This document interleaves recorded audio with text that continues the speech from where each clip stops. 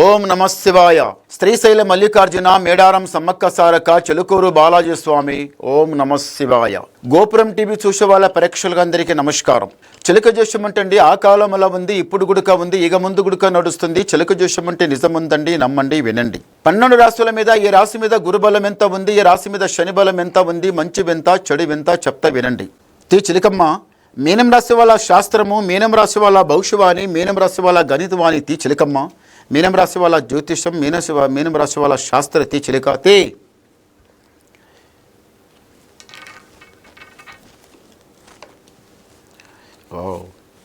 మీనం రాశి వాళ్ళకి భద్రాది వాసుడు ఒకటేనండి. మీనం రాశి వాళ్ళు ఎవరైతే ఇష్టపడి కళ్యాణం చేయాలనుకున్నారో ఈసారి తప్పనిసరి అవుతుంది. ఆ అబ్బాయితో నాకు కళ్యాణం కావాలి, నా ఇంటి ముందులో వచ్చిండ్రు, మాట ముచ్చట చేసిండ్రు, వెళ్ళిపోయినరు, మళ్ళీ రాకపోయి, వస్తామన్నారు, వెళ్ళిపోయినరు, అక్కడనే పోయినరు, మళ్ళీ రాకపోయారు కదా, ఇది అవుతుందో కాదో, ఇది కాదేమని మీరు నిరాశపడి ఉన్నవాళ్ళు తప్పనిసరి ఈసారి కళ్యాణం జరుగుతుంది. అనుకున్న అబ్బాయికైనా కానీ, అనుకున్న అమ్మాయికైనా కానీ. అమ్మాయి చేసుకుంటామని చెప్పే మళ్ళీ నాకు దూరం అయిపోయే, మళ్ళీ కాలేదు కదా, అమ్మాయి నాకు అవుతుందో కాదు అనుకున్న వాళ్ళు, అబ్బాయి అయినా అమ్మాయి అయినా ఎవరైనా కానీ అనుకున్న కళ్యాణం ఈసారి తప్పనిసరి జరుగుతుంది, మంచి జరుగుతుంది. ఈ మీనం రాశి వాళ్ళకి ఎప్పటికైనా కానీ కోరికలు చాలా పెద్ద పెద్ద కోరికలే ఉంటాయి, అవి జరుగుతాయి. మీనం రాశి వాళ్ళు ఇంతవరకు బిజినెస్ చేసి, వ్యాపారం చేసి, దాంట్లో దెబ్బ తిని, నష్టపోయి, కష్టపడి, వద్దున నాయన ఈ బిజినెస్ నాకు వద్దుమని వదిలిపెట్టి అవతల పోయిన వాళ్ళు మళ్ళీ ఏరే బిజినెస్ చేయాలనుకున్న వాళ్ళు చేయకండి. ఏదైతే మీరు బిజినెస్ లోపల మీరు దెబ్బతిని లాస్ అయినరో మళ్ళీ అందులోనే వెళ్ళండి, మీకు గ్యారంటీగా లాభం అవుతుంది, చాలా లాభం అవుతుంది. మళ్ళీ ఒక్కొక్క మెట్టు మీరు లెక్కుతారు. ఇల్లు కట్టాలనుకున్న వారు, ఇంతవరకు జాగా పొలం కొనాలనుకున్న వాళ్ళు ఈసారి మాత్రం తప్పనిసరి మీరు జాగా కొంటారు, తప్పనిసరి అవుతుంది.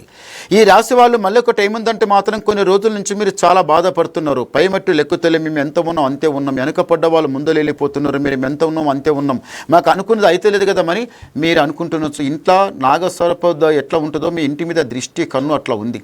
కొన్ని రోజులు అవుతుంది, దృష్టి కన్ను చాలా చెడ్డగా నడుస్తుంది. అది కాక సంతాన దోషం లోపల మీకు కొంత నాగదోషం కూడా చాలా చెడ్డగా ఉంది.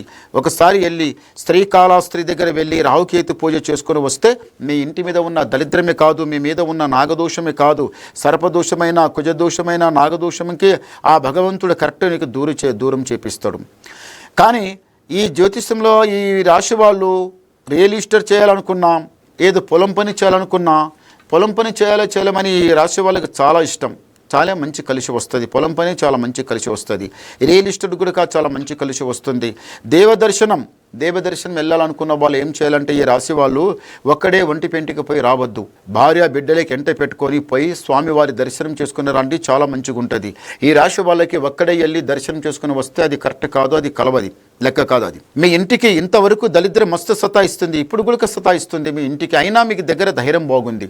అంతా దేవుడే ఉన్నాడు, మాకు దేవుడే ఉన్నాడు, చూసేవాడు ఆయన ఉన్నాడు, మాకు ఏం పర్వాలేదు కదమని ధైర్యంతో నడుస్తుంటూ దేవుని మీద ఆధారం పడి, దేవుని మీద భారం పెట్టి మీరు నడుస్తున్నారు. అదంతా మంచి జరుగుతుంది, చెడు జరిగేది మీకు ఏమీ లేదు.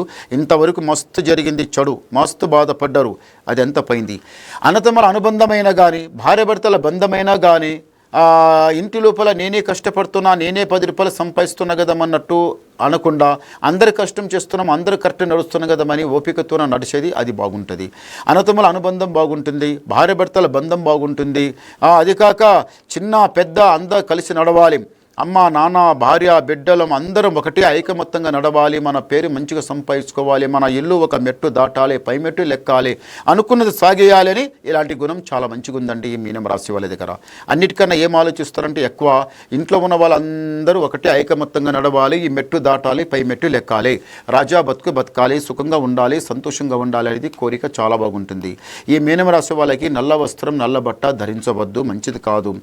ఈసారి ఎవరైతే మాల వేసుకున్నారో, శివమాల అయినా కానీ, అయ్యప్ప స్వామి మాల అయినా కానీ, ఏ మాల వేసుకొని ఈసారి స్వామివారి దర్శనం చేసుకుని వచ్చిందో వాళ్ళ నెత్తి మీద దళిద్రం పటాపంచలమైపోయింది.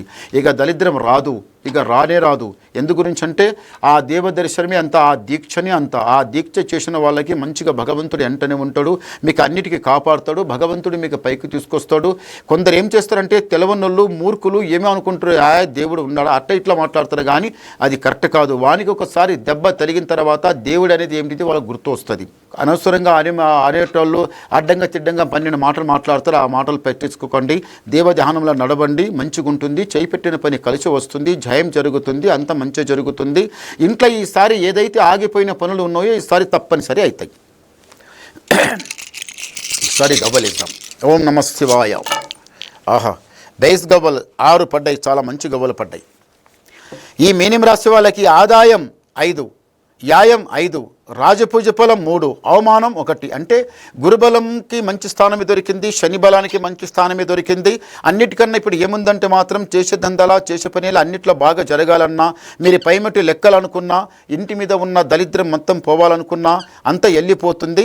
ఏం తొందరపడకండి. ఒకసారి సాక్షాత్తంగా ఆ భద్రాదివాసుడు దర్శనం చేసుకోండి, ఒకసారి శ్రీశైల దర్శనం కూడా చేసుకోండి. ఇంకా మీకు ఏమన్నా డౌట్ ఉంటే నాకు ఫోన్ చేయండి, ఫోన్ ద్వారా మాట్లాడండి. మీ డౌట్ ఉన్న క్లియర్ చేసేస్తా, మొత్తం చెప్పేస్తా. నమస్కారం.